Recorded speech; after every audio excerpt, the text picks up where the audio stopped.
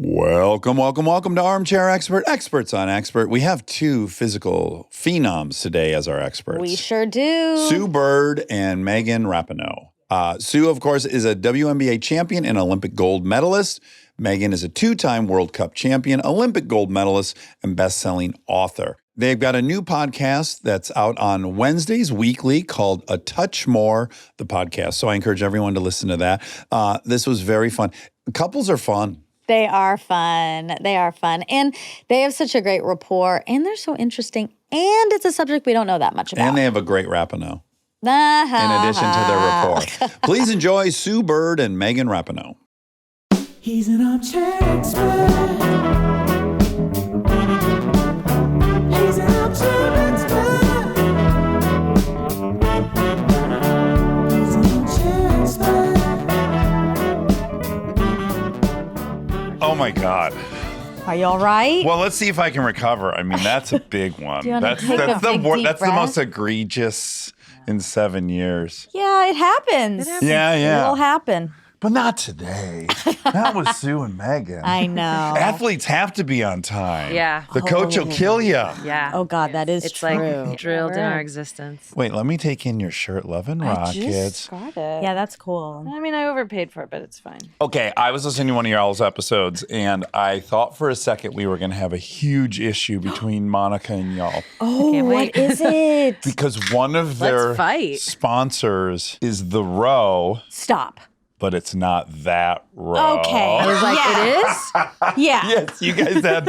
I was like, is it? I hope so. Everyone's eyes just got huge. I I would think. love to be sponsored by the row. Ditto. I think the row you guys were promoting was some area of some town where there's lots of shops. Oh, and down there's, here, there's a row. I don't even know. I think it's like an area.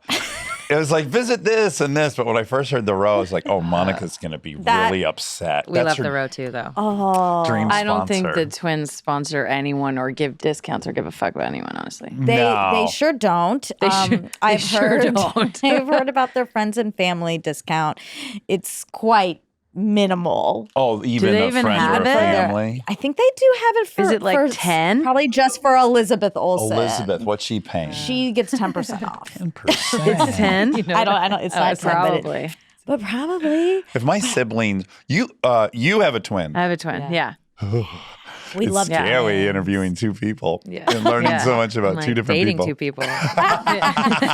Yeah, twin really, but life. yeah. Rachel, Rachel, yeah. Okay. Yeah, it's weird. you guys are fraternal. Yeah. Yeah. If your twin sister Rachel started, that's not a good comp because it's Elizabeth we're talking about. Right. You would expect to get way more than 10% off your I would sister, expect right? it all for free. Yeah, free 100%. for sure. Like I'm coming in there, and you need to tell everyone at every store in the world who I am, and like I'm just like You as just if it's take a it off closet. the yeah. The sister's here. Yeah. The sister, everybody. Yeah. It's like Get a the early secret shopper releases. times Yeah. a million. And you get Yeah. like the hem, but it happens that day. Yeah. They get it. They it all need to done be in on an hour. site. Uh-huh. They need to be on. Yeah. Correct. No, I'm getting everything for free. I know. Aren't they so cool? They're so elusive. Do Yeah. you like elusive, or are you like that's too much? I mean, obviously you like the row, but in general, elusive. To a certain extent, but Yeah. sometimes I'm like, I don't wanna do well, the how work. do you get it? You know? I guess know. that's the point. It's the work. I'm on the outside. Sometimes when it's too much, I mean, like the restaurant situation Yes, we're talking about yeah. with reservations in doing New a York, whole- sometimes it's just like, How long have you guys lived in New York? Just a year. 1 year. Yeah. I'm from there originally. Long Island. Long Island, yep. So Uh-huh. it's like a coming home, which is really nice. Megan always wanted to live there. So I was like, great. You're from Reading. Yeah. Okay, Reading's a vibe. Let's talk about Reading for a second. You're the only person that Oh, would say yeah, I've that. been there for oh, sure. Okay. I think when you think of California, you think of LA and San Francisco and super progressive and liberal. Yeah. But Reading's kind of blue collar, Yeah. right? It's not Totally. what people would think of with California. No, honestly, whenever I tell people from California, they're like, cool. And I'm like, not that one. And then they like go north and they're like, cool. And I'm like, not that either. I'm like, they're like, what else is there? Like, Yeah. Do what you do you mean? surf, redwoods, Yeah. or I know. snowboard? Reading is really interesting because it's like situated, right on I-5. So it's like this sort of throughway all up and down the West Coast. In the meth pipeline. Totally. Yeah, in yeah. the meth Yeah. pipeline. Yeah. Drug use is, especially historically, like totally rampant, especially meth. But then it's right next to the Golden Triangle, which is the best weed in the world. But also gnarly shit happening in the Golden Yeah. Triangle. It's like progressive in the like anarchist zero government kind of. So it's like where hippies meet like no government and you're like, what's happening here? Yeah, sovereign citizens meet hippies. Yep. Yeah. And so there's that. And then there is also like some hippie, sort of like traditional granola hippie vibes going on in and around Reading. I think a lot of people go there to like be left alone or have gone there to be left alone. But then it's also like just a very normal conservative. And then there's like this a mega evangelical church. church has gotten really big up there, Bethel, Bethel. which I don't fuck with at all. And they've like gotten into like conversion therapy and mysticism. And it's like, to me, bad news bears. And it's just a wild place, you know? have super fun eyes. That's just an earmark. Who are we having where we realized their magic power? Oh, it was Heidi Klum. Oh. Where the eyes are somehow a third mouth. They're very expressive. Would you agree as someone who stares in her eyes a lot? That, She's like, her face is very expressive. yeah, and the eyes almost can Yeah. smile or something. Yeah, no, you tell a lot with your facial expressions. For I know, sure. good and bad. Yeah, Same. or like Same it could for be me. goofy, it could be kooky, it could be yeah. Your face betrays right you a there. lot. I mean, yeah. I don't think she minds people knowing that. Yeah, true. That's true. Okay. So you're from a very huge family. Huge, yeah. What did mom and dad do in Reading? My mom was a waitress for the whole time we lived there. She actually just retired a couple years ago, Jack's Grill, Okay. which is like a really cool, like sort of simple steakhouse bar. It was like one of the nicer restaurants, but it's not like nice. There's no white Saltines tablecloth on the table. When Yeah, you no I like like white that. tablecloth or anything. And then my dad mostly worked in construction, Okay. construction supervisor, but mostly in construction for his whole life. And were they born in Reading, or were they part of some diaspora hippie anarchist? Not even hippie anarch. Honestly, I don't The even car know. broke down in Reading on the way up they the were five. in San Diego, and I was like, "What happened? Yeah, What happened here?" And then when they got together, they moved to Carson City. I think my mom's mom was sick at the time. They went to take care of her, and then I don't know how they ended up in Reading. I still have a lot of questions of what happened there, and then they never left. Okay, and then 6 siblings, and then 7 siblings, 6 siblings. You need a tree. It's like 5 or 7. There's Yes! there's Thank an you. older, my oldest sister is actually my aunt. It's my mom's youngest sister who she raised. And my Oh. youngest brother is my nephew. It's my brother's child that my parents raised. Oh, Okay, wow. okay. I say 7. It's really 5. I feel like Who I cares? just leave it out there for Yeah. It's a people. big you know? Christmas, is what Yeah. I'm imagining. Yeah. How mysterious. Oh my God. Sue has one sister and she's like, whoa, what is this? Yeah, that's a big old change. No, Well, it's that's great. kind of what I'm hoping to establish. Is it does feel like opposites attract in a lot of fun ways. Yeah. Just learning Yeah. the 7 Reading versus Long Island, Yeah, Russian Long Island. Jewish father, one older sister. Mm-hmm. What's the vibe in Long Island in 1980? What movie was it? Now and Then? Oh, It's kind of like that. Like Love all it. the houses are the same. Okay. You can ride your bike everywhere. Like Yeah. pretty chill, middle I do. class. What little pocket of Long Island? Syosset. So it's in Nassau County, Okay. North Shore. Any other famous alumni? Yeah. Who? Natalie Portman. oh shit. Judd What's her last name, though? Wow. Herschlag. Herschel. Yeah. So Natalie was a year younger than I was. Oh, She went to your high was. school? Yeah. She switched high schools, yeah. She did. Yeah. you I did, also too. did. Yeah. Yeah. So we only went to high school 1 or 2 years. Whoa, can't how remember now. bizarre. She came in. Right. I left like a year or 2 later. That's But she had crazy. already been in the professional. yeah. So what So was she came into school. Yeah. She came Yeah. into school. We were like, oh shit, that's the actress. Okay, great. We can do a parallel with Caitlin right now. Yeah. That was the episode I listened to. Okay. Mm-hmm. The basketball player. Were people gunning for her? No. No. Not at They were all. excited. Yeah. It was honestly the way she is now when you're around her, like almost unassuming, just kind Yeah. of chill. Same thing. Like Okay. obviously was just in a blockbuster movie, if you will, and just totally chill. Yeah. Like I can't even explain it. I don't want to downplay who she was, but at the same time, it was like she wore sweats to school. Like Yeah. just so Just chill. another kid. Just another kid. She wasn't walking around like a movie star in Not ninth at all. grade. Not at all. Not Okay. at all. Yeah. And you come into sports because your older sister is interested. Yeah. Yeah. What's the age gap there? 5 years. Same. Yeah. I have it's the same It's gap. a lot when you're younger. Okay, so I'm going to project onto you. Okay. Did you have this experience where in your mind you were like, well, I'm the weakest, worst at everything in the world. Mm-hmm. And then I started competing with my peers, my age. And I was like, oh, I'm kind of strong. Like, because I'd only been wrestling with this dude 5 years older than me my whole life. And then when I got around people my age, I was like, oh, I'm a good skateboarder. I thought I was a terrible skateboarder. No, not really. Okay, great. But only because we had very quickly like different lanes. Like she's way smarter than I am. Academics was her thing. She also played sports. Okay. But sports was my thing. Yeah. And so we didn't have a lot of competition in sports. I probably was beating her like very early. Do you have an older brother? Yeah. Yeah, it's different with boys. Like we weren't wrestling. Yeah. It wasn't like a physical. I beat him up at 14 when he was 19. It was the greatest day of my life. bet. Yeah. Probably to That's this how day. I felt when I first scored on my dad. Oh, yeah. Yeah, my dad's 6'3". I'm only 5'9". So who knows what I was then, 5 foot. And when I finally scored on my dad while we were just like shooting at the park, that was like a big day. Okay, so this would be a good advice column moment for you. Okay. Parent-wise, so I struggle with this because I have 2 little girls and I play a lot of things with them. And I'm always like, how much am I going to let them? I want to give them the taste. Don't let him win. Oh my God. Don't let him win. Really? Don't let them Ever? win. That's hardcore. Don't you think they should feel the win once so that they chase it? No, they want it. You want them to get it on their own. Because when you earn that, that's yours forever. Wow, okay. Yeah. I'm not saying you have to like, if it was basketball, it's not like you got to block their shot crazy all the time. Every time. You don't have to Goaltending like, every time. Yeah, Dikembe Mutombo them. But no, you don't have to like R.I.P. let them. Yeah, this I actually know, happened R.I.P. Very sad. with Rachel and I and our older Yeah, brother he's great. Michael. He kicked our ass in basketball. He's like 10 years older than us, like more. He's probably like 15 years older than us, to be honest. Yeah. He's so much older than us. You don't even know. You still don't, you don't know played anything us about one any of the time. First of all, He's he either played- my uncle or my son. Yeah, In that family? one of them. Possible. In your family? Possible. We don't know.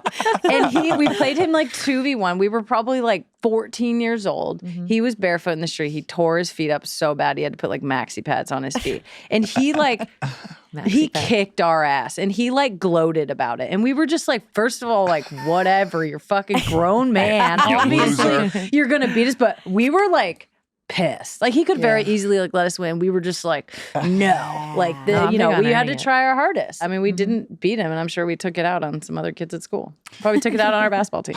Okay, here's where I'm doing it. This feels right. They Okay. just started playing basketball. Okay. We'll play How old are they? 9 and 11. Okay. Pig, we'll play pig. Okay. We're not up to horse yet. We'll play pig. And like, I'm shooting close so they can make it. I'm not like out above the arc trying to make it. It's not a fun game if they have 0 and they're pig every time. Go ahead. Not the move. I don't know. I'm like trying to think. When I play with my nieces, same. I don't shoot like deep threes off the dribble from the low. I'm not like Can I doing add, that. she has the best 3-point shooting percentage in NCAA history, I think. 48.4%. Holy That's an shit. impossible 3-point percentage. Oh, that's so cool. Yeah, played on good teams. No, that's not how that No, I'm works. joking. Yeah, they're good because you're on it. Well, also, Yeah. I don't think that would affect your percentage. Honestly, I'll tell you why I shot well in college. So I was injured my freshman year, basically missed the whole year. So I really only played 3 years in college. And the fall of my sophomore year, it's very common in preseason. You have like these 6 a.m. workouts. So we had them 3 times a week. After every 6 a.m. workout, he would make me shoot threes for like, it wasn't crazy, like 30, 45 minutes, but like 3 times a week for 2 months. Just basically you? leading a season. Yeah. Like me and a coach. And then he would watch. And I'm sure you don't have the actual metrics, but what would you say? How much did your percentage change Good just from question. that exercise of a year? In shooting percentages, if it goes up 2%, Yeah. that's ginormous. And I would say, I bet if you looked at my freshman year to my sophomore year, I bet there was like easily a 15% jump. Wow. I'll just add that Jordan never, ever scored more than 39% of his 2-point shots, somewhere in that range. You don't need them on. Yeah. No, we no longer. We love Last Dance, but not that. after Can't bring meeting him on you. now. Yeah. We already have Sue. No, We can't have can't bring him on. Embarrassing. But I'll tell you what, he didn't take it easy on me. So I think I'm answering your question. Yeah. Okay. He was a pain in my ass, to be honest. You know, my kids aren't professional sports bound yeah. either. So you're kind of like, I don't know, what's the Yeah. point of this? Are we supposed to have fun? Well, at what age is that determined if they're going to be professional sports bound or not? And even a broader question that I think is really relevant is like, do you think the parent has to lead it or do you think the kid has to lead it? I'm of the opinion that the kid's going to demonstrate that that's for them or not. I agree. You Yeah. do agree. 100%. Yeah, I totally agree. I think Okay. that's both of our experiences. Yeah. Okay, great. I think there's, of course, times where they're tired or they're being little shits or whatever. And you're like, no, these are things that are important. You need to. My parents were always like, you guys lead, but the one thing they were like, you're going to try hard. Like if we, half-assed or something, they were like, oh, no. We're not putting all this time and effort in for that. Yeah. And there's certain, like life things that you've got to teach your kids. But I think in general, it kind of shows itself. Like in kindergarten, we were like busting kids' ass in kindergarten. Like we're Very the most early. athletic kids in kindergarten. Yeah. Like from a young age, you're probably going to be showing some signs of like athletic Aptitude. talent and aptitude. Just like if you were, Music, anything. anything. Really. yeah, exactly. But Some your sort of- family in particular, they were committing a ton of time. They were driving you like 2.5 hours to go compete somewhere. Sacramento. In Sacramento. the Bay Area a lot. Yeah. Yeah, so I guess you're just there when they do show that interest. You're just there to support, i.e. drive them 5 hours. Yeah. Yeah, exactly. And they did. They honestly had very frank conversations with us of like, if you two want to do this, like, great, we'll sacrifice our whole life for this, no problem. No, they were like, we'll do this, but we're not going to be dragging you through it. They made that very clear, and we were like, no, we want to do it, and they were like, okay. Let's go. How did the competition between you and Rachel play out? I think when we were younger, it was like in a play sense. Like we just played everything together all the time. I think we made it similar to your relationship with your older brother. It was like we made each other better because we could go without any insecurity, like as hard as we wanted at each other. And we played one-on-one baseball, one-on-one football, one-on-one basketball, one-on-one. Like we played one-on-one everything. Ghost runners were galore. Ghost runners galore. He was like, love a good you're ghost batting runner. and running and hitting all at the same time. And we didn't really have that like jealousy of each other. We more so were like, we're playing this together. Yeah. We always played different, positions, I think. We went through different times where like she was a lot better than me pretty much until like midway through high school. I feel like I hit puberty kind of later. And she was always like much better and more confident. Midway through high school, maybe like my junior year, I feel like I kind of like grew into myself. Yeah.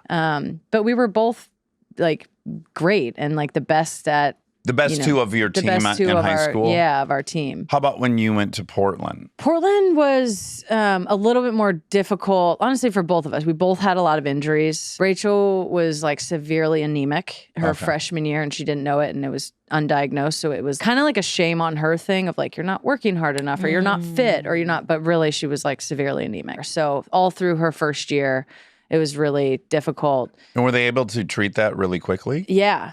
She had to like get like iron infusions. She was like in like the cancer ward getting like bags of iron. Yeah, it was really crazy. Her levels were at like 1 and 2, like her hemoglobin levels. It was really bad.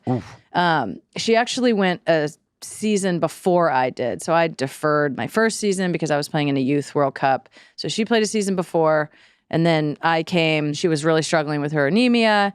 I was playing, and then my sophomore year and junior year, I was out with knee injuries. Her like junior and senior year, or sophomore and junior year, she was out. So we really only played together like basically our senior season was when we played together, which was great. She played forward and I was a winger, and we had a lot of fun together. But it was hard because we were kind of like parallel pathing these really difficult things, and we were trying to figure ourselves out, and had like no language to do that. And we're twins, and I think just the world's comparison when it comes to twins is difficult. No matter what, you're always going to be compared to each other because it's like you're doing this, and then it's like, how are the twins? How are the babies? It's such a story for people. Totally. That we want to know everything. Yeah, and so I feel like it was, I think, hard for both of us in ways to really understand and navigate that. And now like 20 years later, we're starting to talk about it, so it's good. That's good. Yeah, well, you're like a married couple in that you have a shared identity. Yeah. Like way more than just normal siblings do. Totally. How does that compound coming out? Does it? Well, it compounded it because I outed us both to my mom. Let me tell you how I compounded that. Oh, okay. Yeah, honestly. Put it in the compounder. Yeah, I have a tendency to be spontaneous in the best of ways, but it's also really impulsive. So I'm working on integrating that. Also, just what if your mom asked you, is Rachel also gay? And you went, It's your eyes. your eyes. Your eyes did a whole thing. I was kind of like, well, I told my mom, I and think it was your mouth too this time. I just came right out of my mouth. I just honestly thought my mom would be like yeah, well, obviously we know. I mean, that's when I figured it out for myself. I was like, oh my God, this is like kind of embarrassing, Megan. Like, this is really obvious. But so I didn't really have the like struggle with it. Yeah. And so when I told my mom, I think it was just like hard for her in the beginning. And it was just like, this is not the dream that she saw. Not that it was bad. It was just like, she was like unprepared for it. Yeah. And I was like, well, Rachel's gay too. Like, like this is like obviously like this is fine, and this is like we're both doing it. Like it's fine, it's normal. So that was tougher, and I think she struggled with it a little bit more, and she was kind of struggling with like her religious views, and she was in this like, again, this is sort of like evangelical, fake progressive church that was honestly just like kind of hateful and really like conversion therapy vibe. So I think she was really struggling to find herself, and then I outed her to my mom. So I'm really sorry, Rachel. I'm still sorry to this day for that. Well, my intuition would be that you would come out to Rachel first. And then also I could see where you'd come out to her last because of this shared identity thing. Yeah, it was almost like we were kind of like figuring ourselves out at the same time. It's like when you're so close you can't see it. And so we were both doing it at the same time, and it was confusing. And we both went to college for the first time. It was like we were in Portland. It's so progressive compared to Reading. And it was just, everything was just new coming from such a small place. Is it interesting for you that you like had this shared identity, and in some ways you two have a shared identity, also very public shared identity? It's like you're in some ways you've like hopped. Yeah. And I how know. does that? Yeah, I know. I'm codependent. I'm working on it. Serial monogamous. I know. Yeah, We just have patterns, right? Yeah, totally. We talk about this a lot. I think especially since we've both retired. I think when we were both playing, it was just naturally separated. Now we have to work really hard to have separate realms, and it's been hard, and we're figuring that out. It's really like only a year into both of us being retired, but No, this seems like one of the most dangerous situations possible, because I have a few friends that are either married to professional athletes, or I know a couple. Almost universally, retirement's rough for so many reasons, and maybe you'll tell us about them. But like, if you just take the schedule, Yeah. like your whole life is scheduled Yep. and has been for decades, and then it's not. It's so disruptive. Very.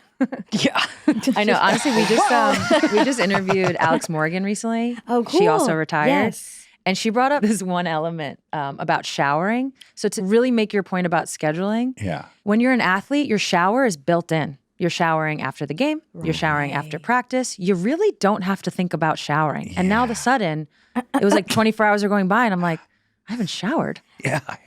So even down to the shower, Yeah, I bet. it's disruptive, and like this change is disruptive. And you build on top of it, or many athletes, right, build on top of it, then their own weird routine that is kind of superstitious and control-oriented, right? So it's like, also this other thing was scaffold on top of it, but the foundation has disappeared. So now your own little weird rituals, too, are probably changing.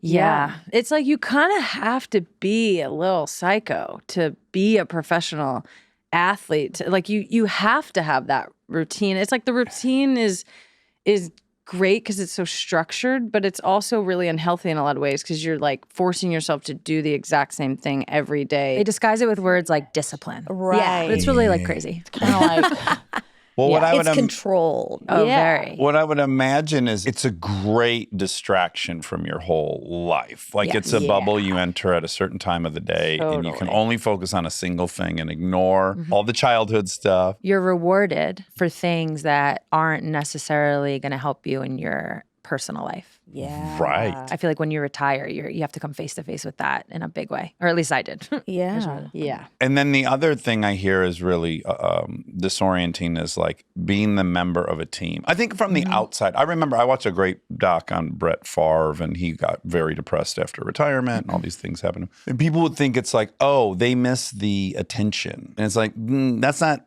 it at all. They miss a purpose. They miss the team, I hear is the big thing. I'm very safe on a team. I always say teams are so interesting because you will simultaneously know like who your teammates are dating. Like for us, I'm like, I know when my teammates have their period. Who needs a tampon? Like you know. And then at the same time, I don't even know if all my teammates had siblings. I don't know if I know their It's a hometowns weird all the kind of time. intimacy. So yeah, you're like simultaneously so intimate Yeah. in these ways, and then also not. Huh. But it is really safe because that intimacy is automatic. Yeah. Once someone comes on your team, that's it. You are in lockstep. Yeah. You got each other's back. If they got traded the next day, you'd be like, see ya. And you wouldn't think Whoa, twice. it's a shared goal, and Yeah. that's like driving the entire Yes, and it thing. connects you in these really wonderful ways. But I think to your point, when you don't have that, it's been such a safe place. In some ways, family. Yeah. It shows up as family. And you do, by the way, even with all this intimacy, the difference is you do have very real relationships with your teammates Yeah. too. Sure. You know, the ones you click with do become family, whether it's the end of a season or a retirement. All of a sudden you go your separate ways, and then you just like might not see them for months and months and months. Yeah, this is the most literal manifestation of in-group, out-group tribalism, which is like you're a team, you're a group. It is you against everyone, not even figuratively. It's you against the world. And how about when they depart and you see them again as a competitor? Oof. That sounds awful and sad. It's not. Really? Yeah, if anything, if it's someone you're cool with, you're like, you can't wait to go out to dinner with them. Okay. And then when you're on the court or the field, whatever, it's like, you just do it. It's like you compartmentalize very well with that. This is exactly the thing that you were talking about that like maybe isn't great for life. This like level of being able to compartmentalize to such a degree Yep. is great in sport, but in life, No, tough. Not great. not so great. It just doesn't work in life that way to compartmentalize your emotions and the things that you want. And like you have to ask different questions, even to your point about attention. It's not necessarily the missed attention. It's the very clear value structure for yourself of like, where do I find my worth? Yeah. Like in sports, it's like if you're doing X, Y, and Z. And then, you know, if you're meritocracy. whatever you do off the field or whatever. Yeah, in sports, it is a meritocracy. Like, you know exactly like, I have to do this, and this in order to do this. And then if I do that, then like I'm going to be valued and I feel good about myself and everybody else feels good about myself. Yeah. And then when you stop playing, it's like, well, where do you find your value? My sister asked me that the How other do you day. even evaluate yourself? How do you even evaluate? Yeah, she was like, where do you find your value? And I was like, I don't know. I literally was like,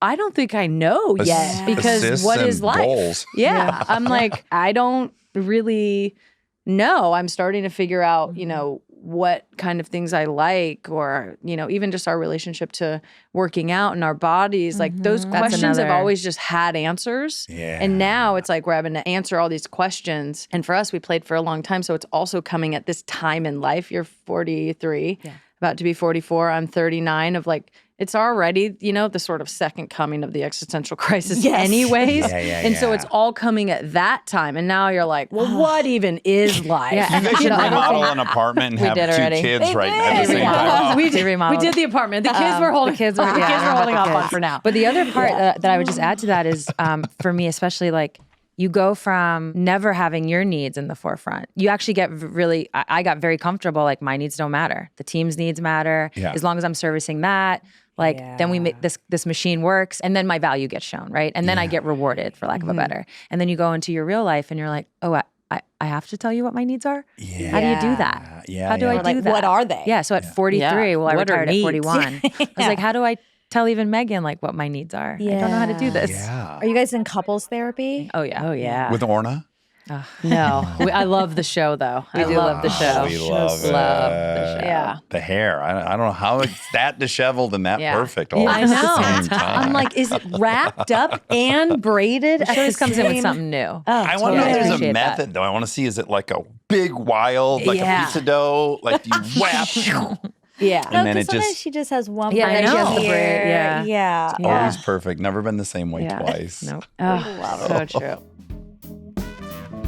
Stay tuned for more Armchair Expert, if you dare.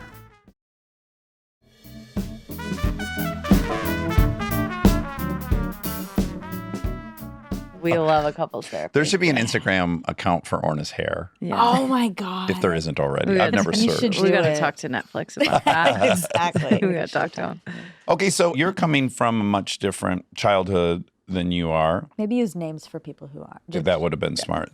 Well, Sue and Megan are coming from much different For our childhoods. listeners. I'm not talking about Monica. Yet it's funny as I read your guys' path through high school and then college, and There are these weird overlaps. I would imagine there's this confusing amount of shared experience and completely different experience. I even look at the injuries. Like your ACL injury comes in what, sophomore year? Freshman year. Freshman year, Sue's ACL injury. And then Megan, you start getting ACL injuries. Now, is everyone just getting ACL injuries at the time? Or is it suspicious that you guys go down? Everybody is. Everyone Very is. common. Very common. To me, that might be the hardest part of doing this. You're mentally convincing yourself you're immortal and invulnerable and all these things. And when one of those pops up, I have to imagine it's way worse mentally than it is physically. Yeah. You're dependent on your body in a way that you have no control over. And we always talk about like, control the controllables. There's so many cliches in sports. It's, but some of them are true. And you try to control as much as you can. So maybe you eat right, you sleep, whatever. You work out a certain way, you make sure you're strong, all those things. Yeah. And yet you still have no control over it. And yet you're totally dependent on it because if you tear your ACL, you hurt your finger, your toe, whatever it is, you can't play. And there's your livelihood. But it really didn't stress me out till later in my career. It didn't. Not until later. Because what I would hate to find out as I'm starting, like college, the ride's really just starting. I'm vulnerable to that. Am I always going to be vulnerable to that? Can I still exert? Can I ignore that? Can I convince myself it's actually now been repaired and it's stronger? Like, how does one navigate all those thoughts? I mean, in my experience, tearing my ACL my freshman year is the best thing that could have happened to me. Oh, I think Yes, it my like plot twist. yeah, it like woke me up in a way. I think I was very talented, obviously. You don't go to UConn if you're not talented, that kind of a thing. Yeah. So I'm obviously talented, but I needed something that was going to wake me up to really put me on a track where like I need to work harder, right? It was just a reset that I needed. It was. Physically, I was young enough and, you're a little ignorant. Yeah. You're like, okay, I'll fix this. It'll be fine. I'll move on. You don't understand the magnitude of it. Right. So you're lucky. I was 18 years old. Like, I don't fucking know. Yeah. So when I look back, by far the best thing that could have happened, like I said, it just put me on this other track of focus that I really needed. And now I'm not taking it for granted. I'm actually focused on this, what, people call a craft now. I wouldn't have called it then, but you're focused on your craft. You're trying to get better. I'm doing the shooting workouts at 6 a.m. I'm not complaining about it. It just put me in a whole other place. Was the work to be done like strength training in a way that would protect the knee, or was it playing a different game? For me, it was more mental. It was. It was like, basically, I went from like a relaxed version of myself to like an incredibly focused version of myself. Okay. I could see almost getting addicted to that. Yeah. To like It's like a way of life. coming out of an injury stronger. Well, they think about for Fighting Shaun back. White, how much of that's part of his story. Like getting Yeah. counted out, huge face injury, almost dead, Olympics Exactly. looming. Okay, now I have the fuel in the system. I need a story. Ultimately, was what's fucking crazy about our brains. Is Yeah, like we we do. can lock onto this story. Yep. And it's got a heroic outcome. You can find another gear. How did yours manifest itself? I feel the same in that Megan. I'm really thankful for what'd you say? Megan. Megan. No, you're dead right. Yeah, You're yeah. dead right. You're dead right. I feel the same in that I'm really thankful that happened. So Yeah. it happened after my freshman year, beginning of my sophomore year, I think like 5 or 10 games in. I had a great freshman year. I knew I was good, but I think that year in college, like against the best competition, we won my freshman year. We won the national championship.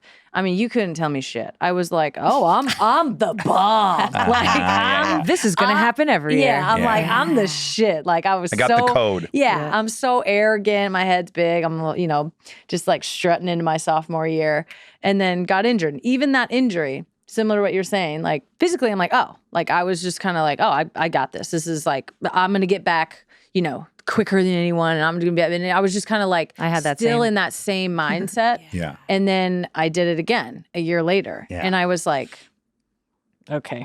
I was like, I get it. I'm not in charge. Oh. Fully not in that's charge good. here. Okay. And it gave me this, like, I think it took me out of myself and gave me this sense, and I have more language for it now than I would have back then.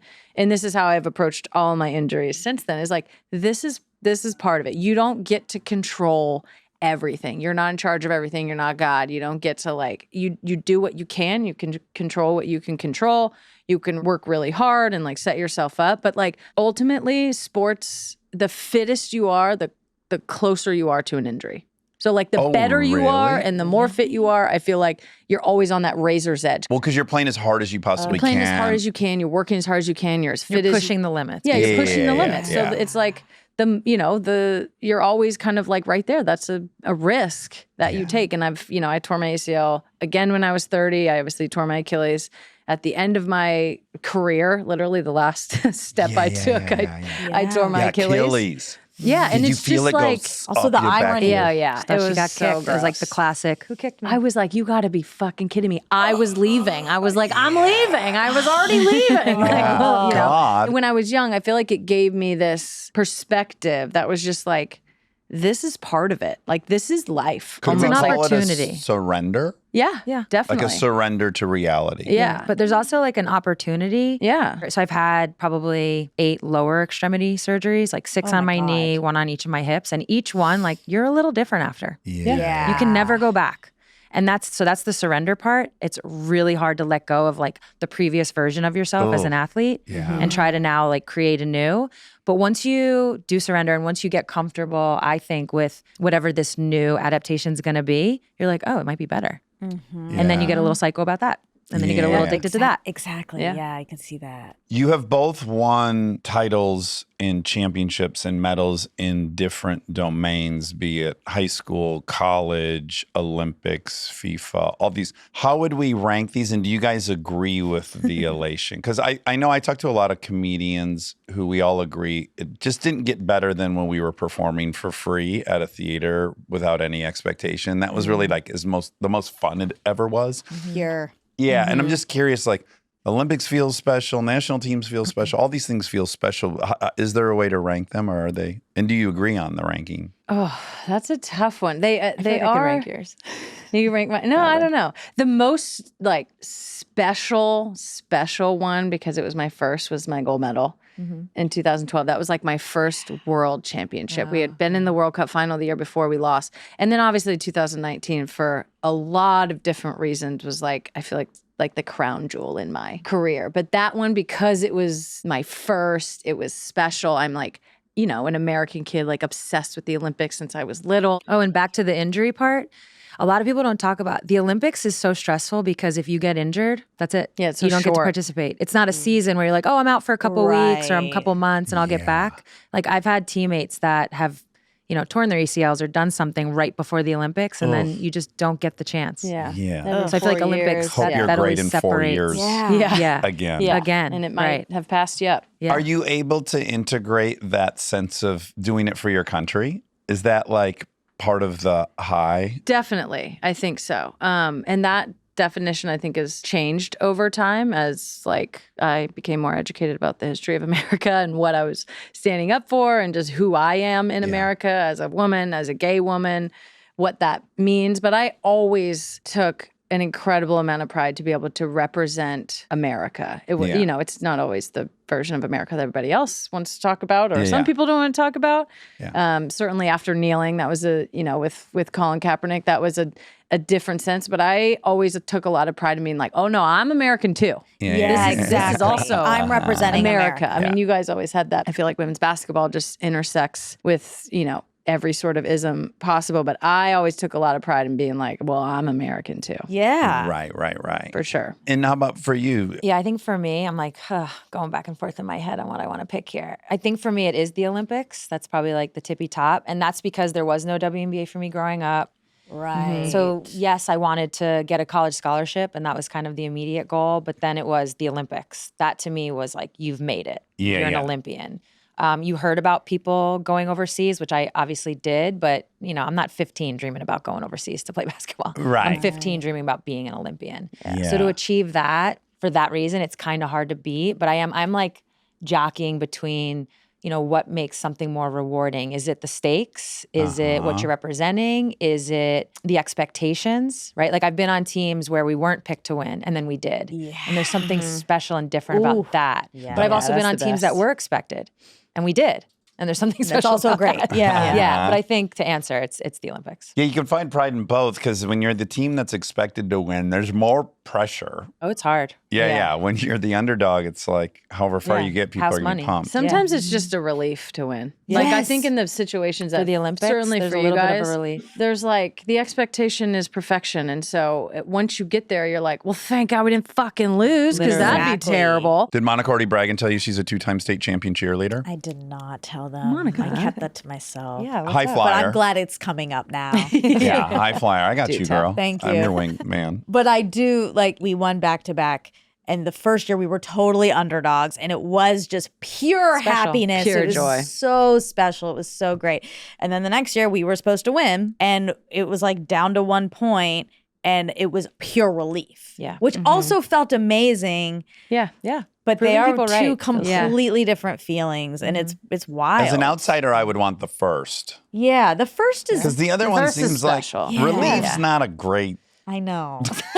feeling to chase. You know, it kind of implies that things were pretty shitty Yeah. before Or we got to the scary. relief. It's scary. It's just like an abatement of fear, really. You're also trying to recreate something from the year before, and that's a trap. Yeah, totally. You're like, but last year, guys, we did it like this, and this happened. Or last year, we did it like that. And it's a Yep. total trap that everybody, when they're trying to repeat, falls repeat. into. Yeah. You know, to the relief point, there also is something special about being able to be like, oh no, I am who you thought I was. The best. Yeah, Like there is yeah. some, it's like at the wasn't end of the a day, fluke. I'm still Yeah, an it wasn't a American, so fluke. I'm like, oh no, I am the best in the world. Yeah, you know, yeah. there is some, You're exceptional. there is Yes. something about like proving that to yourself, I think, and like when you are on those teams that have those expectations, and you like get to look around and just be like, oh no, we are who we thought we were. That is Yeah. special too. But there's something just like unexpected and a surprise about winning when you weren't expected. That's just like a different kind of special, I think. What tropes from male sports got grafted onto female sports that didn't work? I kind of think of, we just had an expert on talking about, you know, medically how we've not basically studied women. So we find out, you know, oh, wow, guess what? You guys are twice as sensitive to Ambien. Oops. You know, all these things pop up. Yeah. Yeah, they we used don't to- even yeah, know. they used to just like give us Ambien, and I'm like, I mean, I'm going to take it, but like also, Also, I'm going to wake up at Rite Aid buying something, and none of my male friends are doing this on Ambien. I'm What's also going going on? to stay up for 30 minutes, obviously, to see what's going on here. But Try to find my place in space Ambien and was time. that was a crazy time period in America. I never did Yeah, Ambien for training. real. They would like give it to us on planes. People were peeing in aisles. Yeah. and, It was, yeah, that's What a anyways, drug. Yeah. We went crazy for it for a Yeah, minute. sure did. But do you think there's been things, because so much of this like famous coaching and these famous approaches, they originated in male sports, and which ones of them are like ill-fitting and have proved to be, that's actually not how we perform best? A big part of what happens and what gets overlaid is that if it doesn't look and feel exactly like men's sports, which of course it isn't because it's women's sports, then it's lesser. Everything is just automatically like, it's not going to be entertaining. It's not going to be fun. It's not going to be this. It's not going to make money. Nobody likes it. Like nobody wants to watch. And it's like, that's actually just not true. Women's sports, there's a ton of similarities because it's sports, but it is a different business. It's a different fan base, different business model. Like things aren't exactly the same. If you go the business route for the WNBA, a big mistake was we took the NBA CBA, like 2003, I think is when we first became independent. The NBA actually owned the entire WNBA Okay. up until 2003, and then it went to individual team ownership, which is more the model we're all familiar with now. That's how NBA is now. Okay. Yeah. So WNBA goes individual, so we now have to have a collective bargaining agreement. And we basically just took the NBAs and like copy pasted it.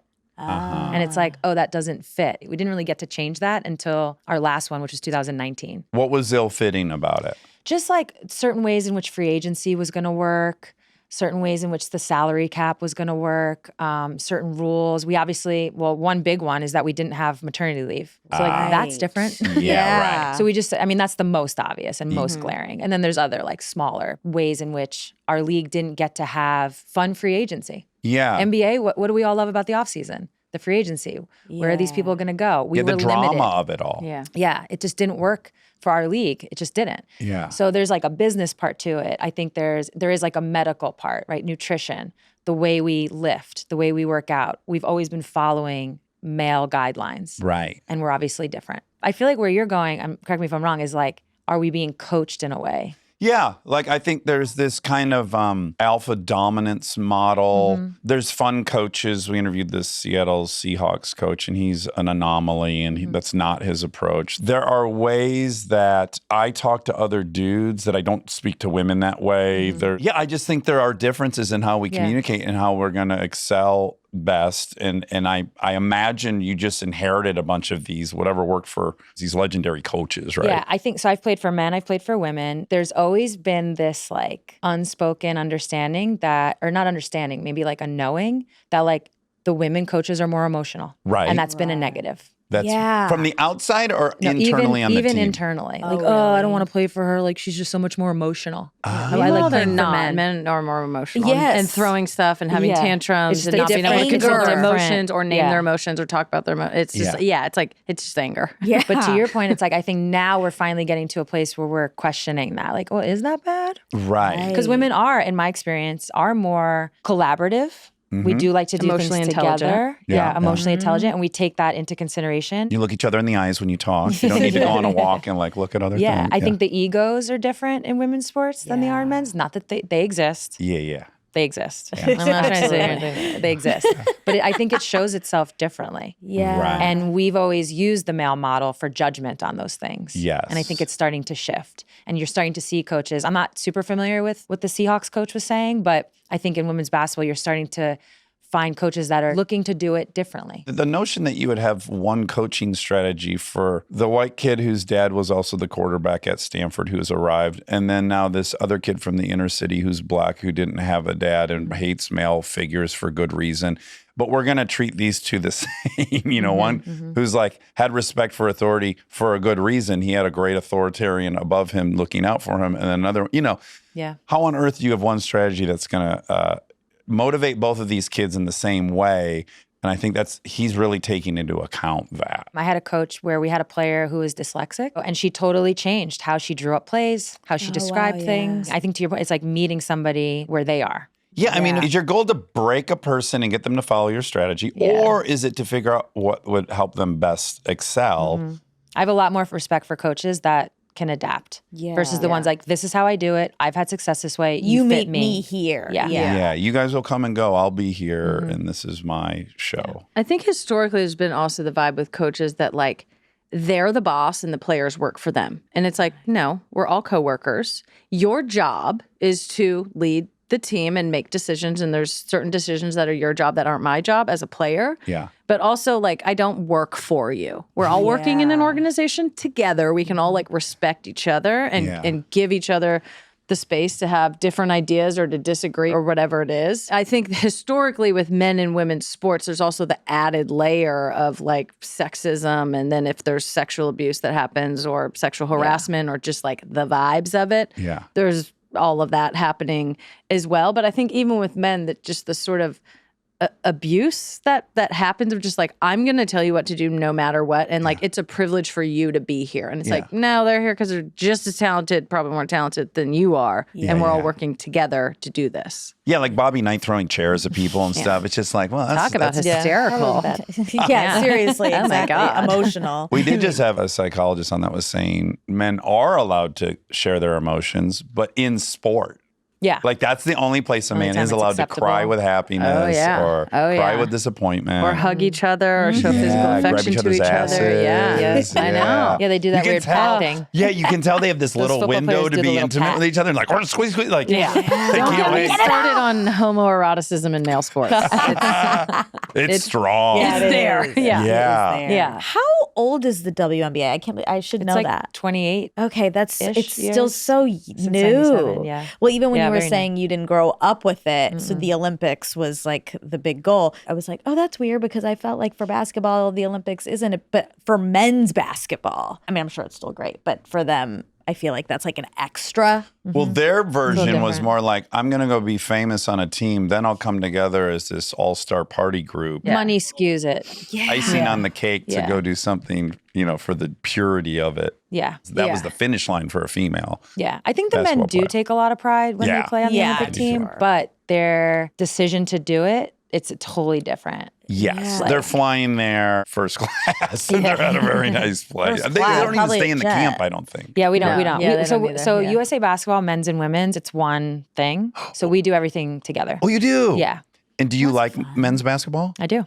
I'm a big fan. Who are you like most pumped to be in a camp with? Like before. Yeah. So I'm like 23 years old. I'd never met Allen Iverson. So I was like, well, this is kind of AI. cool. That's cool. And it was some of my favorite memories were just like on the bus going to probably like opening ceremony or something.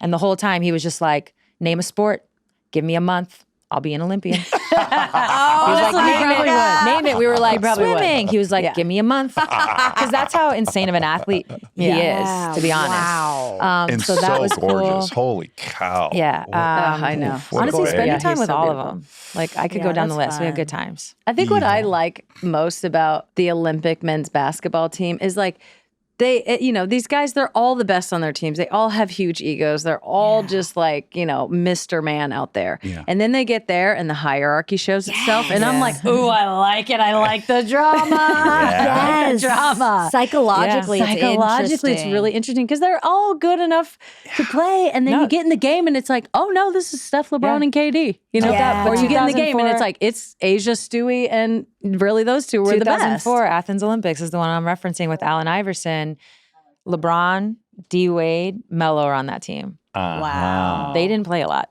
Really? No. That's crazy. And I was on the team with Diana Taurasi. We were kind of the young bucks. We didn't play a lot. So the five of us were just like every night, like, what the fuck? This is fucking bullshit. What are they How many doing? minutes you get tonight? Oh, Olympics sucks. Yeah. Yeah, So that's it's an interesting experience. I love the drama. I mean, I'm here for all drama. That's why I love the movie The Departed. Forget the movie yeah. itself. Because you take like the 8 biggest movie stars in the world and Yeah. put them in scenes together and you're like, ooh, who am I going to look at? Yeah. And for my money, I was like, fucking Jack Nicholson. And who shined? I don't care. I mean, Leo is phenomenal. I'm a huge Leo fan, but I'm sorry. They're in Come a on, 2-shot. I'm Jack. like, I'm all eyes on Jack Nicholson. Ooh, it's tasty. I know, I do. I'm like, We're hierarchy creatures. yeah, We love totally. it. I like to see it all play out. Now, one of the other things I imagine, maybe you guys have thought a lot about this because you're part owners of different sports teams now. There was the tropes of the sport itself and then maybe the coaching and these different things, but also the spectator experience has always been very male, right? We're going to some military dudes are going to fly in. We're going to send the jets over the thing. We're going to have some sexy cheerleaders.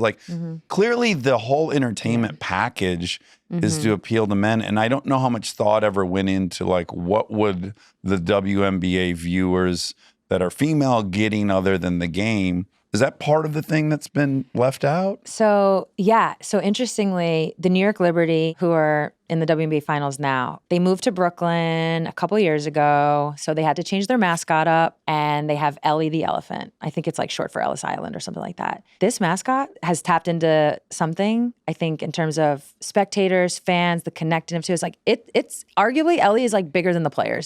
That Really? bitch is a Really, but superstar. she was just on stage with Justin Timberlake. Oh my goodness. When he performed Wow. at Barclays, was on Star. stage when Missy and Sierra came through, Red performed hot with Sierra. Whoa. So the show, when you go to the game, is very much about the game and very much about Ellie. People go for Ellie. And I think that speaks to women's basketball fans. If you see her perform, you'll understand what I'm saying. I must. Yeah, I need to you have to see it. check it out. She's Yeah. twerking and She does dancing. a and Beyonce, she'll do a Beyonce She's like, this set. is my show. The football team that Natalie's an investor in here has City. done such a great job is the experience is incredibly fun and they're sold out and it's a party and they've figured out how to make that whole experience, not just the game, really deliver what they would want. Yeah. I think too, men's sports has not always been an actually safe place for a lot of people to go. If you think about an NFL game and you want to You can say the Raiders. Yeah.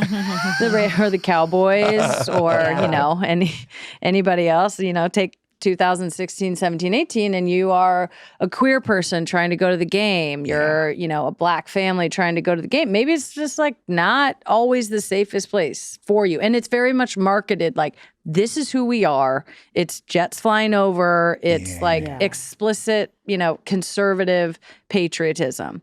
And for women's sporting events, I think this has always been true. Basically, it's like don't be racist, misogynistic, sexist, or homophobic. That's the rules, period. And then have fun. Bring your friends, bring your family, be queer, be black, be whatever you want to be, and just come and enjoy the sport that's being played. And that is... Without getting knifed in the parking lot. I, as a tall, strong white dude, have been afraid to go to a lot of these games, just to include myself in that.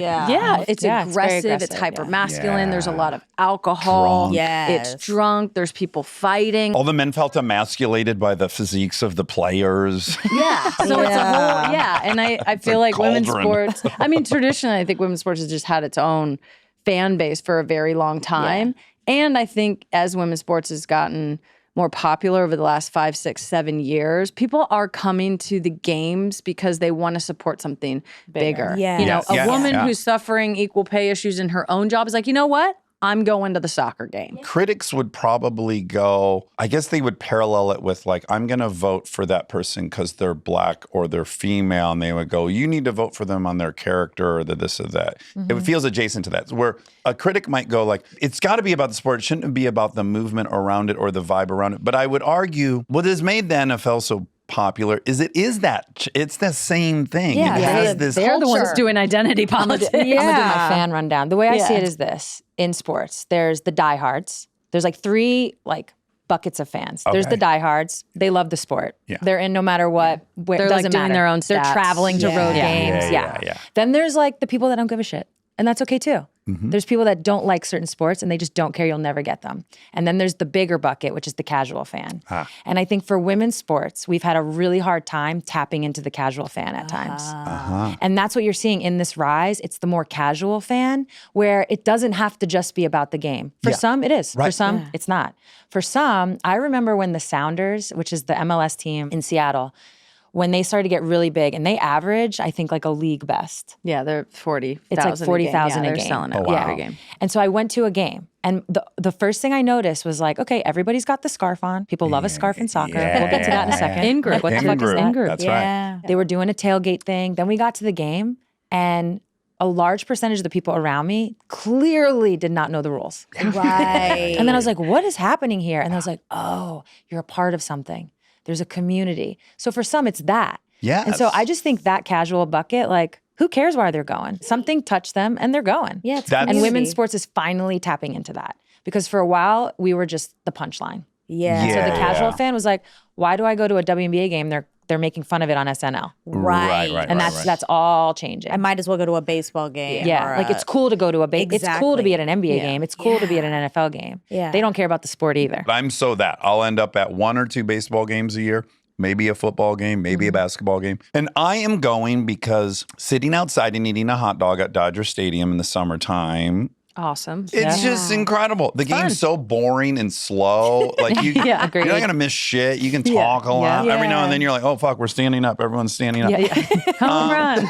It's just an event. It's a fun thing to do Yeah. to change up your weekend. It's fun. Yeah, and then I go to a hockey game and I'm like, this game's spectacular. Why don't I watch it? It's so fast in person. And then I just went recently to LAFC and I was like, this game is so dynamic in person and so fast that I don't know why they can't capture that yet perfectly on camera. But I'm like, oh, this is incredible. And same thing, the soccer movement is I think the movement of movements in sports. It feels like people Especially have a women's sense that it soccer. hasn't been defined yet and they can have ownership. And right? I think there's some of that. It's a real sort of counterculture vibe. I think the Sounders have that definitely here in LAFC. It's the chanting. It's all the football fans have been captured. The baseball fans have been captured. It's classic America sports. And this is ooh, it's a little subversive. Right. I think we But like soccer's that. always been that way. So I played soccer as a kid and I hated jocks. I didn't like football players or any of that stuff. But I played soccer because it was a punk rock thing to do. Yeah. It's always kind of had that vibe. And I'm glad to see it's carrying into the professional side. Yeah, it's fun. It's a cool vibe with all the supporters groups and they're yelling and they got the flags and the flares and the tifos and it's crazy. And the scarves. And the scarves, yeah. Yeah. I don't know why. Yeah, there's a whole section at the LAFC game that is the tickets exist just for this union of people. No one else can buy them. The There's- supporter group people. Yeah. Yeah. It's like Mad Max. They're banging on trash cans and they sing the entire time. Yeah, it's quite crazy. incredible. Yeah. Okay, so how long ago do you decide to start the podcast? It started Yeah, there's a little bit of during the pandemic, just on Instagram Live, Live, because we were like, we know what the people need. us drinking. Yeah, us drinking and fucking around.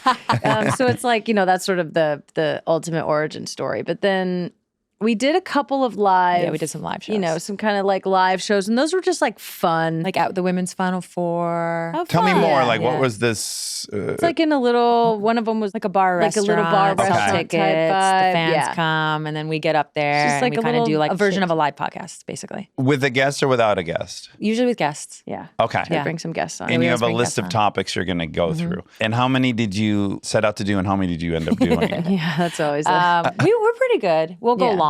Okay, yeah, That's yeah. kind of our, I feel like we're learning. yakking. We don't know how to not go long. Yeah, same. Yeah. But we're at certain events that beg for certain topics to be talked about. Yeah. So there's not like as much leeway. Got you. you know? Right. Like we're at the Final Four, we're talking about basketball. Talking about that. Right. Yeah. I missed one thing I want to talk about before the podcast. You guys met in Rio at the 2016 Olympics. Okay, but you were in a separate village with the basketball players? Yeah, so we met at the Nike house, I think. Yeah. All Getting these free different shoes. Yeah. Basically. This is Dax's dream. He's always talking about falling in love with the Olympics Wow. as athletes. Thanks for painting it in such a positive light. Yeah, yeah. I think about fucking Well, that's what the village. Yeah. I mean, because everybody's in such amazing good shape. You're just never gonna. Everyone's see I always say it's the one beautiful. place you go, to be honest, to like feel like shit about yourself because everybody looks even better. Perfect. so good. Yeah, like you Everybody's think you look good, and then you see like a track and Someone field in track. athlete. Yeah. Yeah, and you're like, track and field holy athlete, fuck. and you're like, Oh fuck, yeah. have I ever done a sit up? Like, what's happening? Because like we're obviously in shape, but we're not worried about like 1/10 of a second, Right, exactly. and that's a different kind of shape. Yeah. Well, that's my favorite part of watching the Olympics is like, oh, this activity gives you that body. That's fascinating. All the female volleyball players, sand volleyball, all look the same. All the sprinters look the same. Yeah, all the soccer players look. Yeah. So when we first started Yes. dating, I was actually, I'm like I said earlier, I'm only 5'9". In my world, I'm tiny. Yeah. I'm in the back, in the middle seat, always in the car. Like always. I just took that on as my identity. Then we got together and her teammates were like, She's huge. yeah, She's a freak. shotgun for Sue. Where'd you get this giraffe? Literally. Wow. And it was interesting because I was like, oh, as a soccer player, you have to be of a certain height and build. can't be too- because You're not you gonna have be to run. 6'8". You have to be No. able to run. If you can't run fast, you can't play. Right. Yes. And So run it's interesting. forever. Yeah. For Forever, 48 literally. minutes Yeah. straight. Stay tuned for more Armchair Expert, if you dare.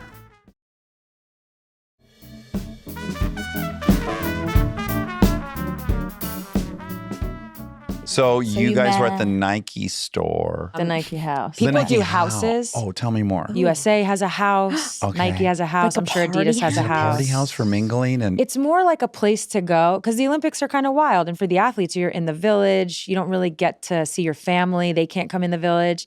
So a lot of brands, a lot of different people will have these houses, which is really just a place you can go and bring your family. Oh, okay. See your people. They'll have like hang events, or out. they'll have food, or they'll have like a little shopping section, or sometimes they'll throw a party. And it's kind of these multi-use Yeah. spaces that's like Nike's landing setting up spot. here for the Olympics it. kind of Ooh. deal. and you were both there. Who were you with? Teammates or family? I was with my teammates. Our team had already gone out. We like bombed out of the Olympics. Terrible. Oh. I think you were there socially. like, Yeah, I just think I hanging was out. just there Licking your socially. wounds and getting Yeah. free vodka Red Bulls. Yeah, literally. A lot of my teammates we weren't even in Rio for our games. Soccer like travels all over. So we hadn't even gone to Rio yet. And most of my teammates, it was like pretty devastating loss. We did terrible. They were like, we're going home. This is awful. And I was like, well, I'm going to drown myself in Rio and I'm going to have myself a ball. There was like 6 or 7 of us that went down there. We had a ball. Yeah. It was great. So you had not met before. We're in the same agency, not the same agent, but the same Okay. agency. So, and we both play in Seattle. Yeah. In our professional team. So it was like we knew of each Knew other. of, We had yeah. met once. Yeah. But the Olympics, what the Olympics really marked was like, this is dumb. We're both in Seattle. Why aren't we friends and hanging out? Why aren't our teams hanging out? Right. Like, Yeah, this yeah, is yeah. stupid. And that's Yeah. really how it started. Okay. And then so you're chatting at this party. You're going, oh, it's crazy. We don't hang out. We both live in Seattle. How quickly, though, are you going like, I'm acting like we should be friends for this greater purpose of our Well, are you going to tell Seattle me? kinship? Well, Yeah, I yeah. was Are you gonna dating tell someone them? at the time, and okay, yeah, so yeah. that complicated. Dating thing. is, It was. I was engaged to someone you. at the time, so I know I'm like dating. I was engaged to someone at the time, and yeah, we were going through a little bit of a rough patch, and then it just that wasn't going to work. And then obviously meeting Sue, it just became very clear that became very clear. That was Clearly really clear. very quick. Yeah, a Freudian So, slip. yeah. Then it escalated Okay. after I broke up with. After Real fun. I broke up with my fiance at the time, and then we started talking. Yeah. Okay. And then quickly, thick as thieves, do we become inseparable pretty fast? You know how lesbians roll. Well, I have heard a great joke. Yeah. I do love the one Yeah. joke. What is it? They already know it. What do lesbians bring on a second date? U-Haul. A U-Haul. So you bring your truck. What do gay dudes bring on a second date? What second date? Yeah. Was it like another gay dude? I was like poppers. I don't know another gay dude. Lube. That's a good joke. Yeah. That's a good Oh joke. yeah. Oh, it's a true form. Those jokes exist for a reason. Yeah. When they hit a truth. Yeah. Yeah. It is. I'm like, Was it coordinated about retiring at the same time, roughly? It's not, right? You had done 20 years with Seattle? That's crazy. Is that a record in the WNBA? Were you the longest playing? maybe. Maybe. Definitely up there. If Okay. not a record, like definitely up there. I might one be. of them. Yeah, you and Yeah. Diana probably. And Megan, you played for a very long time as well. Yeah. And so that just timed out kind of perfectly, I guess. Yeah, it did. And then collectively, do you start talking about like, well, what are we going to do now with the remaining 45 years of our lives? What the fuck do we do now? And both people are scared, probably. Yeah. Yeah. What was my favorite Derek Jeter quote when he retired? He was like, "Oh, I went from being an old man to a young man."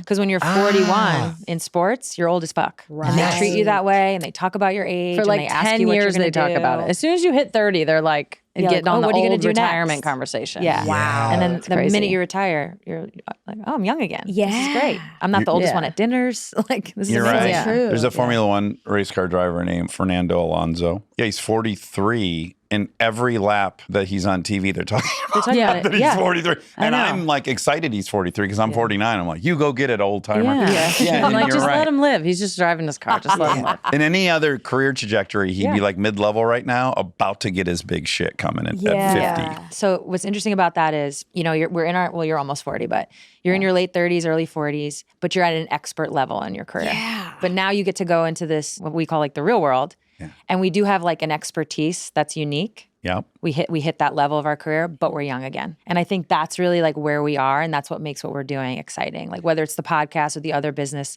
ventures that we're in. We have an expert level, but we're still pretty young. You have time. Yeah, that's a great way to frame it because it's very hopeful and there's so much opportunity when you're young. Yeah. There's so so much to come. Whereas most people, you're 40, you're in your track. That's pretty much that. This is it. This is it. Yeah. Yeah.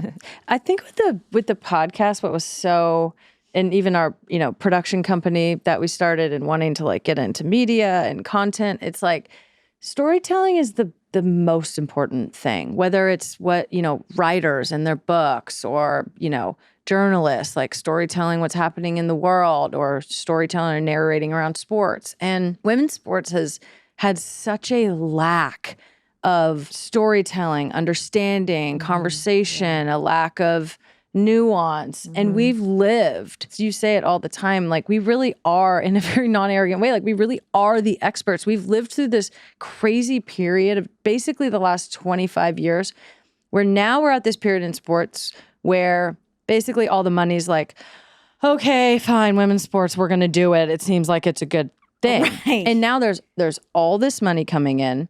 And there's all this interest and there's all these eyeballs and like stories need to be told. Yeah. And it's like, we are really in a position. It's Uniquely. like we know all the stories. We know where all the bodies are know how buried. to tell If we them. don't know it personally, we know the person who does know it personally. Yeah. We've lived it all. We've like understood how we've like gotten to this moment. So I think with the podcast and with our production company, like we really feel like we're in this position to like narrate all the history, but also like this is how we should be talking about women's sports. This is how it's different from men's sports. Because we also know men's sports. We're huge fans of men's sports, for our whole lives. And we've had so much, whether it's The Last Dance or just watching it for so long, we have so much information about it.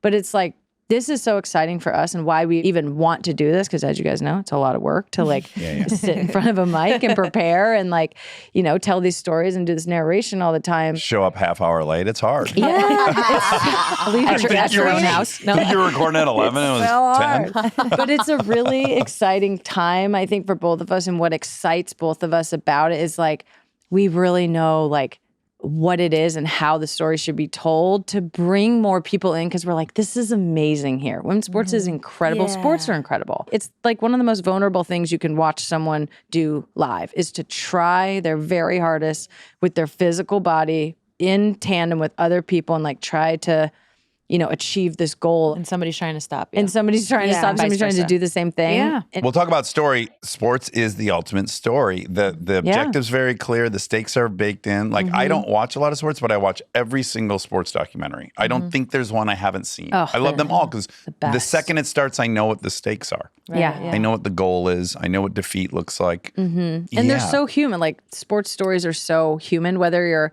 climbing the face of El Capitan, which none of us can do. You can like dare understand the story of what Alex is doing up there. Yes. You know, or watching Power of the Dream, like your guys' documentary, how they basically saved America.